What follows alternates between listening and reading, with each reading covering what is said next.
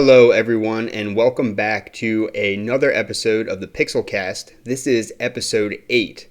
I am the founder of PixelFest, Jeremy Alessi, and I hate to say it, but today I am going to have to make this really quick. I have a very busy week, some really big developments with PixelFest, and I have many other things going on. So I'm just coming in for a couple of minutes today.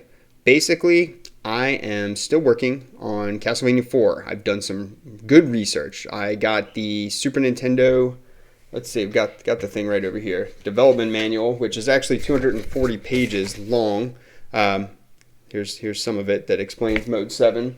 And I really want to go into detail with this. I'm so enthralled with this since this is something that I played all these Mode 7 games as a kid, and they really, I think, what got me very excited about video games. Like before that, I played them and I was kind of excited, but something about the 3D nature of Mode 7 and being able to go wherever you wanted, whenever you wanted, it was the first time the games felt very free and not linear. And and the effects themselves were just, people used to call them eye candy. They were just very pleasing to look at for some reason, and I still feel that way. I can't explain why, but something about watching those pixels translate and transform in real time is just cool to me, and it might just totally be a retro thing. It probably is. At any rate, I have studied the Super Nintendo Development Manual, which came out in 2016. I didn't even know that. It's available on archive.org, so that's something that you can check out if you want. It's about 240 pages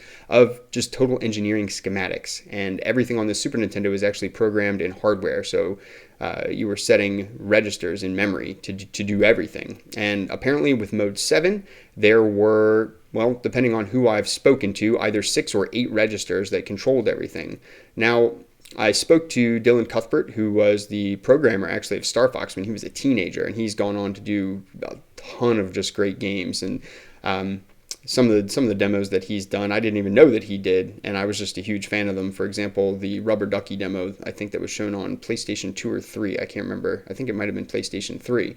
And I was a big fan of that demo. I didn't even know that Dylan did that one. I spoke to him a little bit about it, and he said that, I was asking, is Mode 7 something that's abstract, not abstract? What was it? Was it, a per pixel thing? Did the hardware just enable you to write to per pixel very quickly? And he said, no, there were a set of parameters, and I thought he said it was 6 parameters that allowed you to basically skew, scale, rotate the background layer. And with the Super Nintendo, there were 7 modes, and all of them had various capabilities to manipulate backgrounds and objects. So Mode 7 allowed you to take the background and skew it and do all sorts of things with it. Now, as it turns out, it runs a little bit deeper with that. I studied several other people's interpretations of Mode 7, and I actually created some really cool demos doing all per pixel effects. Probably the most impressive thing I saw, though, and I've just got to bring this up, and you should definitely check this out. So there is a channel on YouTube called Retro Game Mechanics Explained, and I believe the guy's name is Alexander, and he does these just absolutely amazing videos. He's apparently obsessed with the Super Nintendo, much the way that I am, but I would say more obsessed than I am, because he's really gone into detail and explains at the hardware level what's going on with all these effects. So I followed up with him because I saw his videos about the Super Nintendo, and he would do everything from explaining all the background modes to explaining objects, low-level hardware stuff, to getting up to explaining some game mechanics and effects and things like that. So I said, hey, I have always been interested in this Castlevania background, and I'm interested to bring this to my viewers and show them something. So he said it was one of the things that he was looking at doing, but he put it to the head of the queue because I started chatting with him about this. We went back and forth a little bit. I explained that I'm very much a Unity developer, and he said, well, I've had to use Unity for some of my classes and so on and so forth, but it's not really my cup of tea. Apparently, he really gets off on doing stuff at a low level, so with the hardware, and so he really enjoys the Super Nintendo and getting.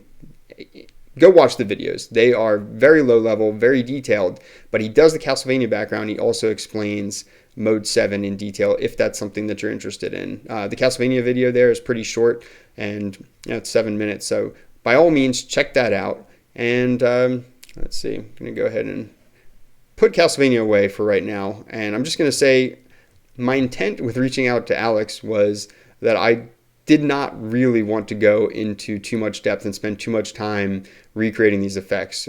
Once I did my first demo, I realized, wow, I'm going to be spending hours doing this if I get into this. And with the PixelCast, it's something that I started, 8 weeks. This is the 8th week, and I intended for it to be something that was not too time consuming.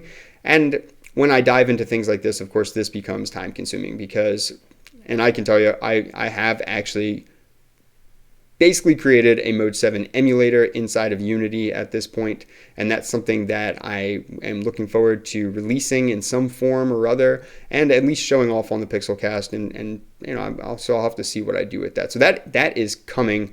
I put too much time into that, I can say, but at any rate, check out Alex's videos, and man, there's so much stuff that has been on my mind for this week that I've wanted to cover, but I just don't have time this week. So I'm going to have to get going. I look forward to following up with you next week, hopefully with some very good news about PixelFest and the logistics. Maybe I can even announce the date.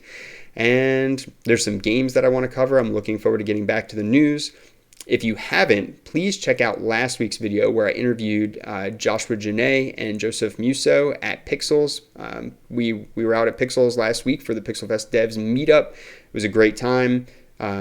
And I interviewed 2 of our local developers. So if you haven't checked that out yet, please go ahead and do that.